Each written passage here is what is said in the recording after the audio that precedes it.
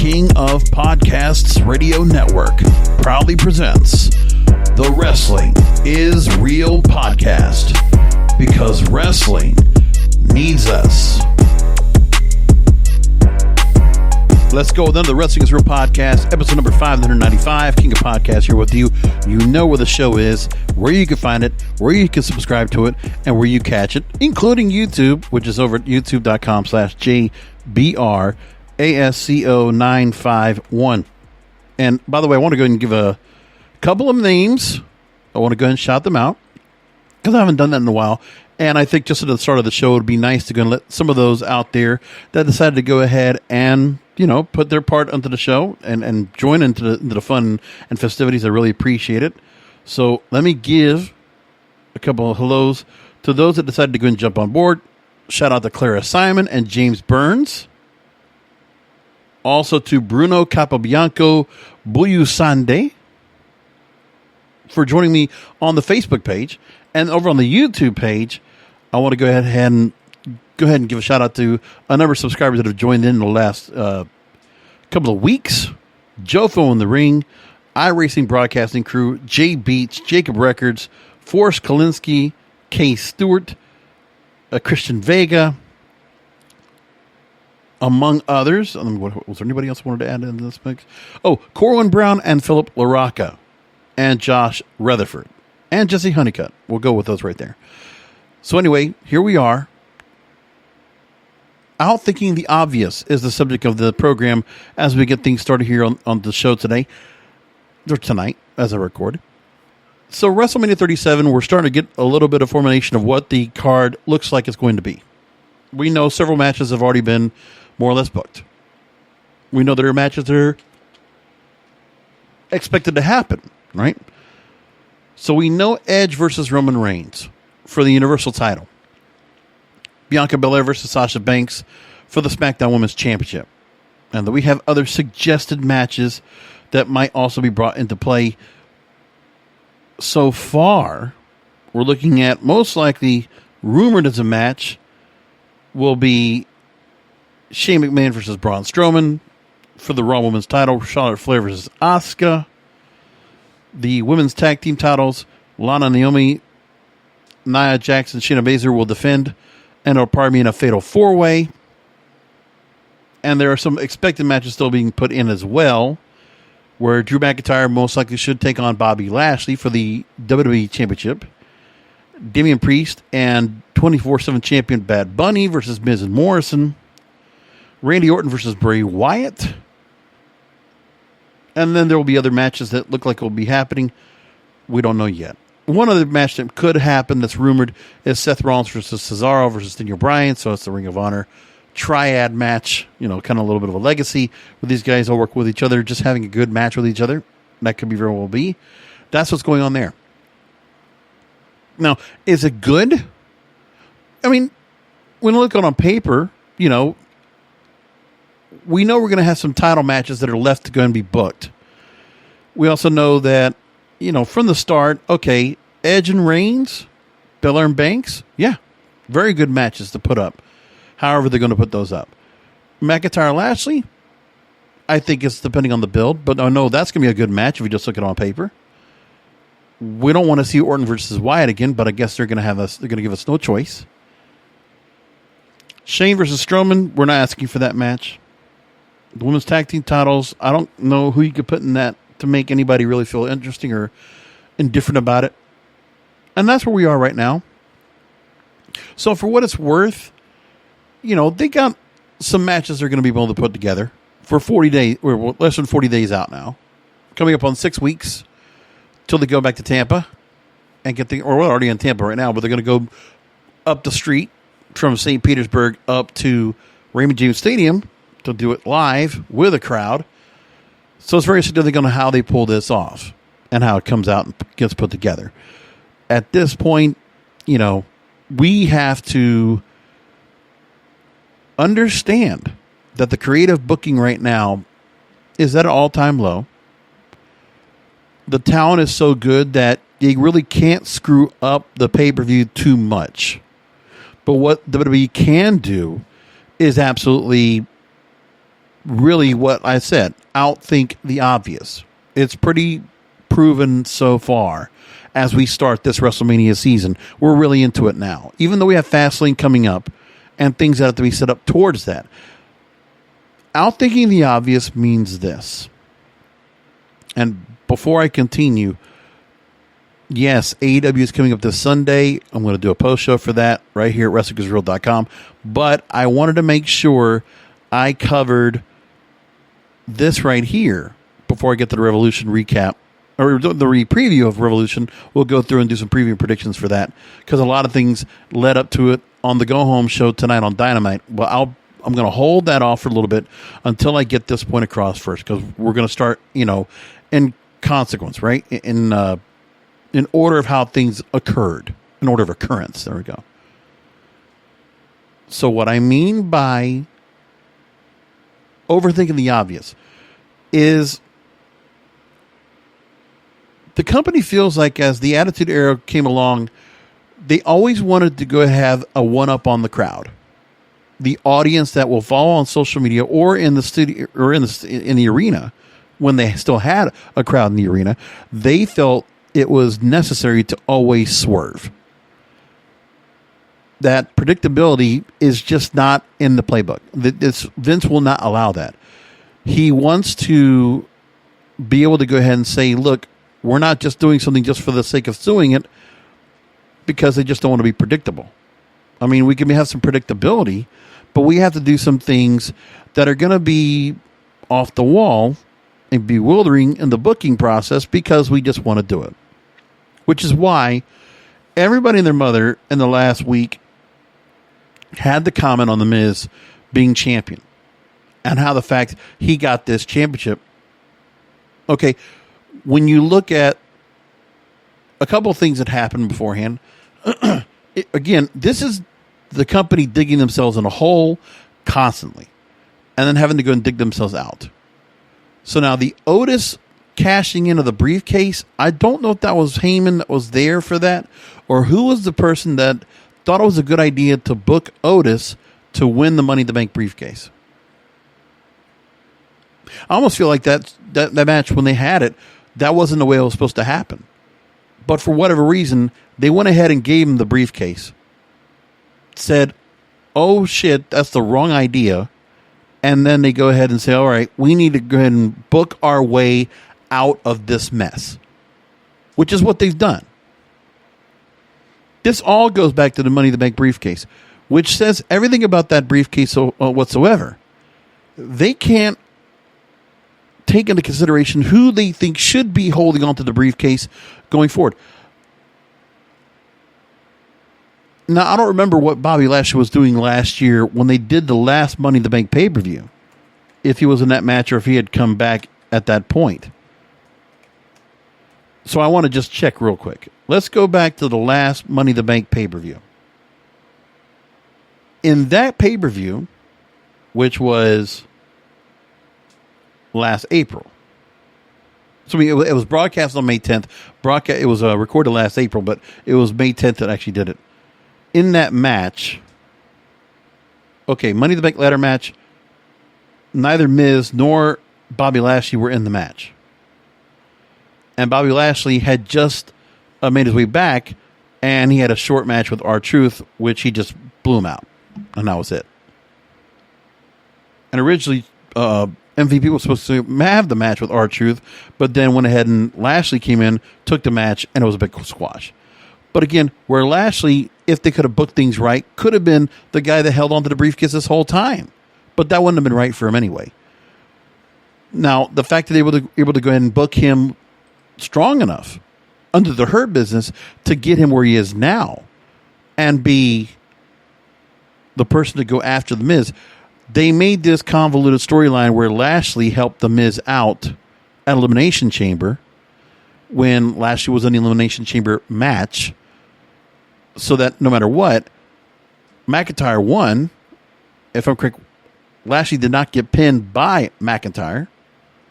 So those guys have not had their confrontation yet. They wrestled before, but now we're here now. Okay.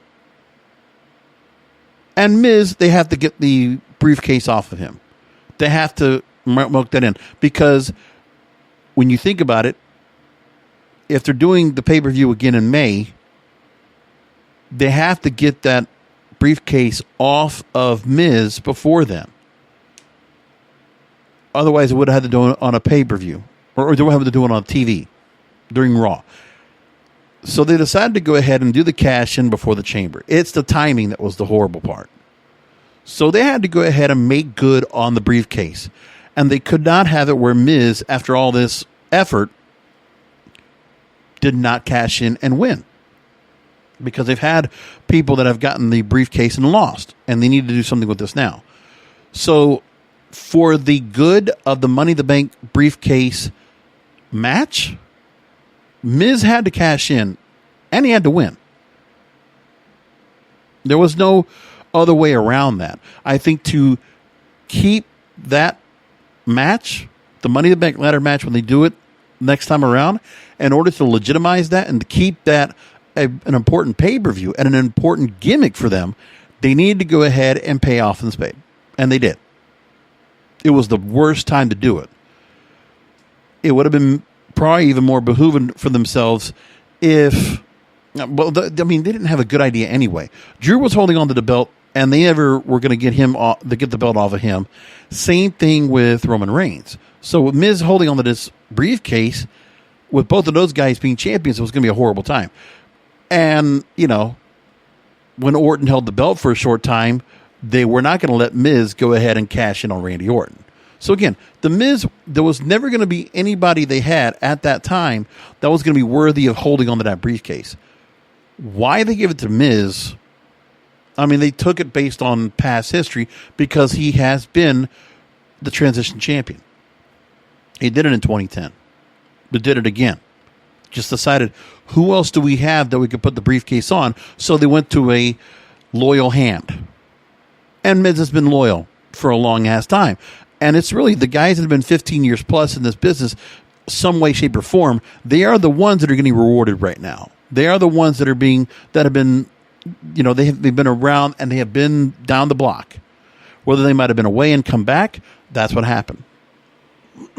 And as for McIntyre and Lashley, let's just say it like it is. I'm going to say it if nobody else wants to say it. I don't know who needs to hear this. That's a TikTok phrase.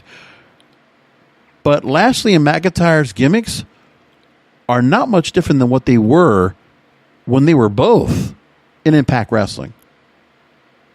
That's just how it is. McIntyre was very much this strong character as Drew Galloway, and Lashley as himself, and the intimidating beast of a man type character accompanied by MVP. In the same vein, he is doing the same gimmick he did at Impact Wrestling. The only thing they've done here is they've added the Hurt Locker as a move for Lashley to really be intimidating. Other than that, that's what we got. And that's great. We do not question the champions. As far as I'm concerned, I'm not questioning either champion on either side. Going into WrestleMania, Bobby Lashley as WWE champion, fantastic. I love it. He deserved it a long time ago. I don't think he probably was ready to go and hold on to that belt back in 2008 when they had put it up there and he was given the whole, hair versus hair match between Trump and McMahon. No, but the second time around, when he came back from Impact Wrestling, it was pretty obvious to me that you could have had Lashley come right in right away. The whole thought of him and Brock Lesnar, confronting each other, you could still do that match. That is a dream match that can still happen. And if Lashley holds on to the belt, I think that's what you could do is bring back Brock just for Lashley. But now, they can get there. I don't know if they're going to, but the way they got here, is it worth nitpicking every little detail as to how they used Monday Night Raw this past Monday to lead to it? The way they led to Miz losing to Lashley, coughing up the belt, and a lumberjack match that went about 3 minutes. a pure squash, glorified squash. Was it worth getting there? Well, I mean, you just had the chamber match, and Miz just won the belt. And you need to find a way to make Lashley, be a part of this match. And again, they wanted Lashley as the heel to make it where McIntyre has to go and come into WrestleMania chasing for his title again. That's what they chose to do. It's not the right direction, but that's the booking they decided to do. Flip the belt, swap it off, transitional champion, Miz, and here we are. It's not great, but that is one of the things you do with the Money in the Bank briefcase anyway. With Dolph Ziggler, he was more or less a transitional, right? I mean, we've had others that have kind of felt like that too. Swagger kind of felt like that. But that's where we are. There's just not much else to do there. It's not a good scenario overall, but that's what Raw has been. And for anybody to expect anything less than what they did, that's just how it is. So, desperation to keep the audience on Monday night. That's what they did. The clock. I mean, I can hear Brian Alvarez over and over again just bitch and moan about it. And he's right. And no matter how you put it, people are very forgetful about how we get here. The diehard fans are going to care, of course. But when we get to WrestleMania, I mean, you're just going to see the highlight of the fact that Miz got blown up and Lashley won the belt. You don't have anybody else right now as an opponent besides McIntyre to lead up to that match. I mean, we'd have to go and create some heat.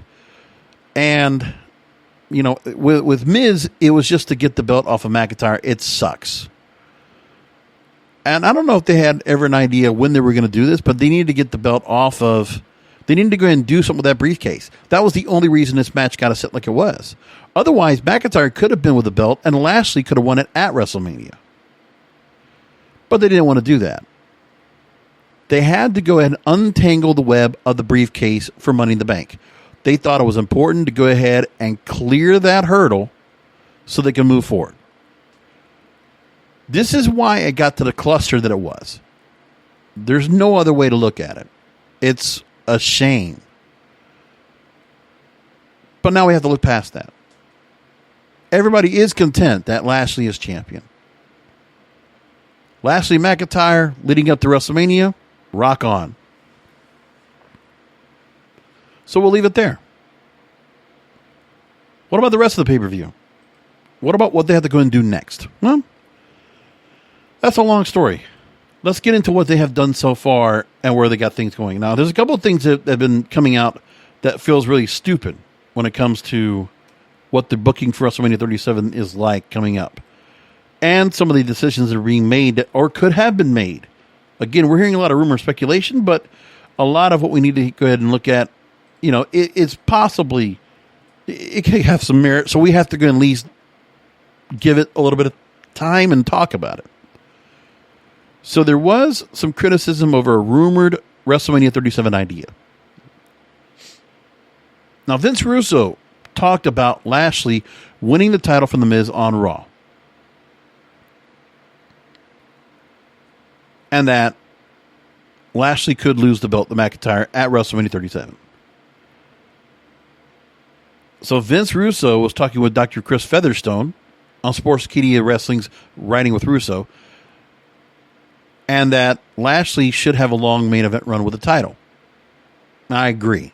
So here's what Vince says in the impression. I would love to ask Bruce, Vince, whoever the heck is writing, why are you looking at this guy as a transitional champion? Just tell me why. Make me understand why. Okay, Vince. Well, he's 45 years old. Okay, bro. But he doesn't look 45. Nobody's going to know he's 45 unless you tell them. I don't know, bro. I don't know. But it could be so good, man. It could be so good. I didn't even realize Lashley was 45. Did anybody else know that? because really, that kind of blew my mind right there. Is that he's at that age? I don't realize it. He doesn't look it at all. He's 44 years old. Yeah, that guy looks in amazing shape. And regardless of how long he's been on TV for as long as he has, this guy can still move, and he's still very active. He's just not gotten old. The guy's just kept himself in amazing shape. He's in the best shape of his life. Telling you. Now, the plan was, the idea, was to go ahead and have McIntyre win. And that's what he was talking about. Okay, got it. So the rumors where he could come true. Bleacher Report actually put the story out, Eric Beeston. And here's one of the things he says. So one is Charlotte versus Asuka for the Raw Women's title. And they're saying that, Charlotte could avenge her 2018 loss to... that Asuka could avenge her 2018 loss to Charlotte. And, while there will be some who will denounce the idea of these two women competing for the title when Flair is likely to win again and go on another run that no one asked for, there's still chemistry with these two. And that's absolutely true. But again, that's telling you there's a lot of staleness in the product. One of the other things is Bad Bunny's WrestleMania moment they talk about is that WrestleVotes revealed the expected tag match between Bad Bunny and Damian Priest against Miz and Morrison as one of 4 matches that Creative has had on the books since mid-February. The other match we're talking about is Cesaro having a post-WrestleMania feud against Roman Reigns and chase for the belt, which is fine if they're going to decide to do that. Maybe which way. All right, so a couple things that are very interesting that we got to go and bring up is the fact that after WrestleMania, something very important that we're starting to go and learn about is that after WrestleMania 37, all signs are leading to the fact that NXT will be moving from Wednesday nights to Tuesday nights. Let's talk about it. From the Sportster.com, word surfaced on Tuesday that WWE was moving to NXT to Tuesday nights starting in April. April 13th was the date that they're targeting. While the company didn't officially announce a change, the reason for the move is less controversial. Brian Alvarez reports that the move is considered a done deal with the USA Network, and advertisers who are interested in booking slots in that 2-hour NXT block have been told those slots will be for Tuesday night starting on April 13th, Tuesday after WrestleMania. And nothing to do with ratings or AEW. The reason they will be moving the show would be the closure of NBC Sports Network, the side network that NBC Sports has had for their content, because that cable channel is going to be switched off. The USA is not going to be grabbing additional NHL content. The NHL has network priority since they bring in more revenue, and this is regardless of the ratings for each program. Sponsors for all hockey are much more lucrative than sponsors for wrestling, so USA will just bump the show to Tuesday nights. And we already knew that USA Network was probably going to incorporate more sports programming to take up the slack for the loss of or for the dropping of the NBC Sports Network. So NHL and USA is probably going to be at home on Wednesday nights. And then I would have no doubt that after that, Impact Wrestling will move over to Thursday nights. So then we will have 5 days of wrestling on a regular basis. Raw Monday, NXT Tuesday, Dynamite Wednesday, Impact Thursday, SmackDown Friday. With accompanying shows where MLW comes out on Wednesday nights, which I got to go and watch the Jacob Fatu Jordan Oliver match and see how that turned out for the the MLW World Championship. Interesting, Jordan Oliver got the chance at the title, but okay. Just very interesting. So you got that. As for NXT, LA Knight makes his appearance, so the former Eli Drake has come in. And people are a lot of praise for Eli Drake's first promo coming into NXT on NXT as LA Knight. So everybody and their mother that never watched Eli Drake in Impact Wrestling or Championship Wrestling from Hollywood or NWA, well, they're going to get to learn about him now. And they're going to realize that guy's a damn good talker. And it's not just, it's just a fact of life. Let's say what he says. So he's going to be good. And obviously, he's still got time in his career to go ahead and do really well. So good for Sean O'Rourke. Is that his real name? I think it is. I think that's what his real name is. So, yeah, good to go and see Eli Drake now as LA Knight coming into NXT. That guy should make it pretty quickly up to the main roster in no time. Because he has a lot of different things that could come to the mix for him to do really well in the main roster. I mean, it's just a matter of time, I think. Now, the other thing I want to bring up as well before we move along to AEW Revolution and the whole setup for that is NWA. So great news coming out of that. Billy Corgan talked to Associated Press, and he reported on the fact of where NWA is going right now because people were kind of curious as to what was going to happen with Billy Corgan and the NWA, National Wrestling Alliance. The fact that it was dropped off of YouTube and the channel, I guess, all the Power episodes were taken off. Well, here's what we got. Corgan's working on new music with the Smashing Pumpkins, and he is going to relaunch the NWA with a March 21st pay-per-view titled Back for the Attack that will stream on Fight TV. And they will start recording new episodes of NWA Power, which will run each Tuesday at 6:05 Eastern, or 6:05 p.m., starting March 23rd, on Fight TV via a low-cost subscription bundle. Now, Corgan revitalized the concept of studio wrestling, so we know all about that. And he said, quote, "What I didn't anticipate when it came to Power is how much people would love the format and want more of it and not less of it. And our downtime, we did a fan survey, and the number one thing was don't get rid of Power." And I definitely agree. NWA Power was fantastic. He's also going to offer the pay-per-view event to cable and satellite partners. And he said, quote, "I feel like we're finally taking the steps we were hoping to take a year ago. Unlike the well-funded major wrestling companies that survived on TV money as touring stopped during the pandemic and fans were largely banned from attending events, NWO was one of smaller promotions forced to suspend operations, pulled his videos from YouTube over the weekend, and fans thought the worst for the promotion, but it was necessary for the move to Fight TV. Quote, "We were never in any financial peril. We were totally in a growth pattern," he said. "The plan for last year before things hit the skids was to start pivoting. And there were discussions with Live Nation about running live events to help bring in revenue and expand who was watching the product. It's more about growing pain stuff, but we didn't have any problems internally with the product." So some NWA talent during the shutdown moved on to other promotions. Thunder Rosa has been defended her women's championship on AEW's Dynamite. And currently, I believe Serena Deeb is still now considered NWA Women's Champion. But she's been working in AEW as well. And right now, they have been partnering with AEW and founder Tony Khan, keeping NWA active in some form. Now, as for the Back to the Attack pay-per-view coming up March the 21st, the World Heavyweight Champion Nick Aldis, the National Treasure, is expected to compete on the pay-per-view, and the night of action will be dedicated to the memory of Joseph Josephus Hudson, whom you might remember as the Question Mark, who accompanied Aaron Stevens to the ring from Monrovia. It's unfortunate, but yes, he passed away last week. All events will be held without fans and without artificial crowd noise, giving it a more natural feel, like a UFC show. So that's where things are. NWO will go into Fight TV, and they're coming back. Great news. And that means NWA Power comes back. Once I learn information about the subscription, I'll tell you what it is. If everything works out right, when it comes to Peacock and the move over to the WWE Network, which is another thing I wanted to bring up. So,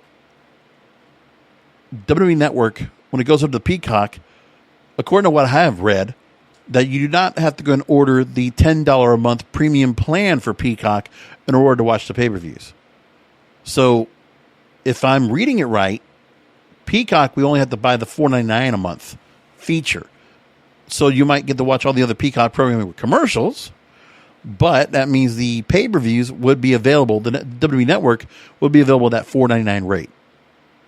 I'm going to double-check that. But if that's the case, then I'm going to take that other half of money that I was spending on WWE Network for the last, 7 years. I'm going to go ahead and move myself over and order the NWA Power stuff because I'm just going to do that. And that'll be good. So if I get that and, also watch the pay-per-view coming up, if I get a chance, I'll go ahead and also do a post show for that. But what's happening that night, I forget, is that, let me just double check here. What pay-per-view is it that happens the same night? Because there's going to be a couple in the same vein. So here's what we got. And actually, we got some breaking news I got to go and report out right now. Oh, boy, that's unfortunate. All right, I'll bring that up in just a second. So as for what's coming up, Fastlane actually is March 21st. That's right. So they're going to do it the same night. Interesting. So Fastlane and Back for the Attack, I'm going to have to watch Fastlane first and then do Back for the Attack. I'll probably just do that as a special that I'll talk about on the regular program on a Wednesday night and do it there. But here's more important information. Jim Crockett Jr. has passed away, age of 76. So let's go ahead and bring this up real quick. This is unfortunate. We just learned about this. And he most recently was put into hospice care. So I'm going to take the story from Pro Wrestling Sheet, which I'm sure Ryan sat and put quite a bit of information to. Well, here's what we got so far. So he's, of course, part of the original, as we know, Jim Crockett Promotions. Passed away at the age of 76. His death was from organ failure confirmed by multiple sources Wednesday evening. His father, Jim Crockett Sr., started the hugely influential Jim Crockett Promotions in 1931. Crockett Sr. passed away in 1977, and Crockett Jr. took the reins of Jim Crockett Promotions in 1977. Sold to Ted Turner in 1988, which created the formation of World Championship Wrestling, WCW. In the wake of his passing, tributes poured in from Jim's fans, friends, and colleagues. And, yeah. Jim Crockett has a whole lot to be said about what his career has been and what he has done. So as we know,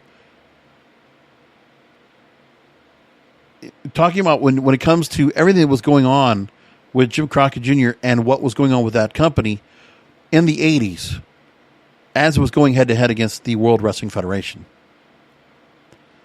And what he was able to do with the NWA in his heyday. Because he was there at the best times of the NWA, as was World Championship Wrestling, or when the World Championship Wrestling name was used on the Saturday night program. To think of the talent that came to those doors as part of that organization is just incredible. And I'm sure a lot of people right now on Twitter are probably saddened to go and make the announcement and talk about this. So let me go and see who's already talked about this so far. Yeah, it's just a shame to go and see that. Lance Storm writes, if not for my love of Jim Crockett Promotions, I doubt I would have ever considered a pro wrestling career. Let me go and take the story that's in right now from Wrestling Observer Newsletter and take some information about that. Dave Meltzer first reported on last Saturday that things were looking grim for the legendary wrestling promoter, and Robert Gibson of the Rock and Roll Express first posted about Crockett's passing on Facebook. So wrestling was in his blood as his father founded Jim Crockett Promotions, with Jr. taking over in 1977, several years after his father's death. Before that, he was a short-term owner of 2 minor league baseball teams, became NWA president in 1980, the first of 3 terms he served in that position over the subsequent 11 years. During his second term as president, he purchased the famed Saturday night time slot Vince McMahon had owned by WTBS, because at one point WTBS did offer the 6 to 8 p.m. time slot on Sunday nights to WWF and to Vince McMahon. And when they sold it back over for $1 million, that money was able to be used to fund WrestleMania. So some shrewd craftiness by Vince McMahon at the time to do what he did. And that Jim Crockett Promotions would eventually reposition itself as the NWA, and Crockett Jr. owned 6 territories and was president at the time. So it's just an unfortunate passing. There's not more else I can get about this, so we're just going to leave it there. And we're going to go ahead and move along now into something a little more upbeat. Let's talk about AEW Revolution, which is coming up this Sunday on pay-per-view. And, of course, yours truly will be doing a post-show for that right here at WrestlingGodsWorld.com. We're going to talk about that. The matches we already have set for the card so far are the following. We're going to start from the back going up. In the buy-in match, Thunder Rosa and Riho will take on Britt Baker and Reba versus Rebel. Or Reba/Rebel. There we go. Something like that. Casino Tag Team Battle Royal. We'll have Dark Order, John Silver and Alex Reynolds, Evil Uno's Stu Grayson as two teams that will be appearing. Proud and Powerful, representing Inner Circle, Santana Ortiz, Butcher the Blade, Private Party, Top Flight, Bear Country will all be in this match. As far as I'm concerned, I will say that Thunder Rosa and Riho will win over Britt Baker and Rebel.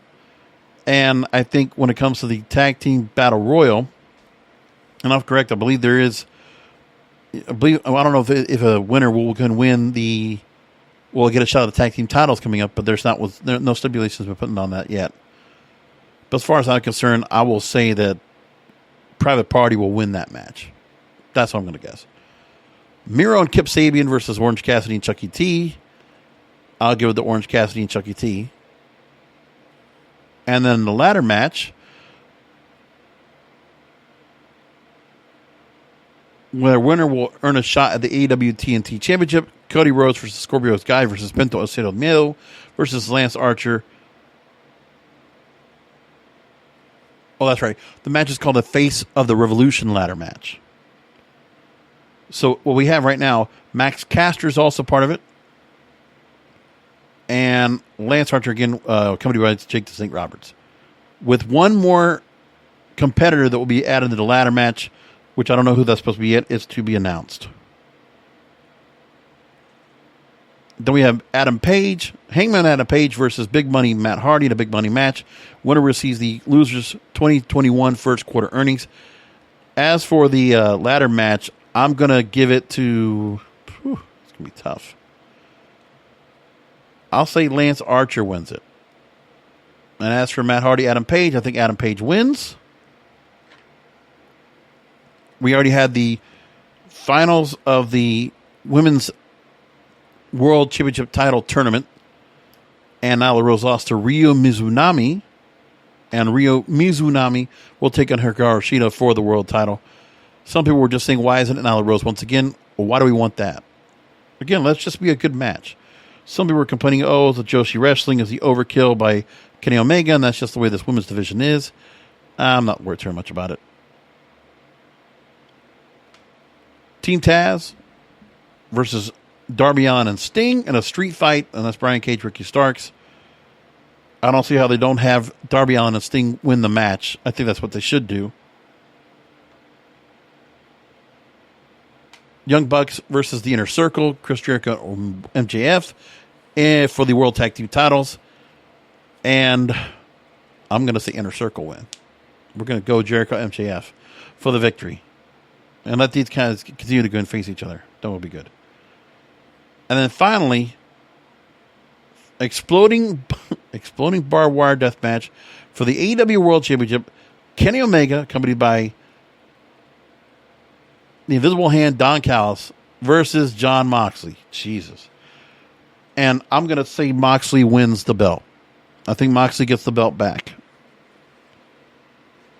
One hell of a way to get the match like this, but I think that's what happens here. I think Moxley wins the match back. And even that's, I can't tell you for sure that happens, because I like Omega's run so far. I don't know what you do, but I'm fine either or. But I'm going to guess Moxley wins the belt back. He gets the belt back. I'm not sure if that'll be how it is, but we'll see how they work it out. And I love the way they've built out this whole pay-per-view. Again, they just do it right. And,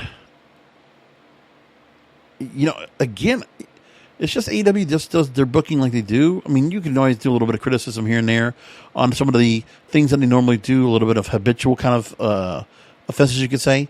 But, again, I enjoy it. And I do enjoy when they do a little bit of callbacks to the nostalgia, okay? I like where Paul White decided to go ahead and, start using the phrase no more BS and, just taking little shots here and there. Thought it was funny. And, for me, Tully Blanchard looked pretty good in his match with FTR. Thought that was cool. I thought Shaq taking a table shot was pretty good. I want to see how they go ahead and sell that. And I will admit I'm very nervous. I was really, really curious as to who the new signee is going to be that Paul White was teasing on the show tonight. But again, that show just gives me good promise. It was a very well jam-packed show tonight. I enjoyed it. And the best thing that could happen right now, which we got to go and talk about here, is the fact that NXT is about ready to go and make the move over in about 6 weeks after WrestleMania. The best thing that could happen, the USA Network having to go and make this move and making the decision on their own and not WWE, because WWE would do the wrong thing and keep the show on Wednesday nights. But now they have no choice. I think it's a great thing. And now both shows, NXT, so basically in essence, the Wednesday Night Wars are over and AEW will have won. That's the way it'll be kind of talked about in circles, but in essence, it's kind of like that. But the truth is, I don't give a shit about the Wednesday Night Wars. We all win with this decision. Do you understand? Now that NXT's on Tuesday nights, fantastic for me. I prefer it. And, maybe I will get into the way, which I'm not really much of it into in that gimmick. And with NXT not having to go and do competition, go head to head, going back to their own thing is good. And honestly, when you look at the audience that could come out of this, AEW could then finally make its way to 1 million viewers. That's a goal they can now reach, unopposed. And as for NXT, I think 800,000 viewers for them is something they can reach. Or they could very well reach 1 million. I bet you there's some things they could do after WrestleMania where they could make some changes on there to get people to go and watch. It's pretty obvious. And that's good too. I mean, why not? So all that works out well for me. I can appreciate all that. So I'm going to leave it there. We're not going to go too long because, again, I got to do a pay-per-view post-show this weekend right here at WrestlingIsReal.com. We're going to do that. And we'll enjoy that. And again, we got pay-per-views that are coming up galore coming up after this, because we got a couple more weeks, because then we'll have what? NWA Back for the Attack and WWE Fastlane in 2 weeks. Week after that, Ring of Honor's 19th anniversary. And again, April 10th and 11th, WrestleMania 37 from Raymond James Stadium in Tampa. Great stuff. So there we go. So we're going to leave it all there. Thanks for listening in.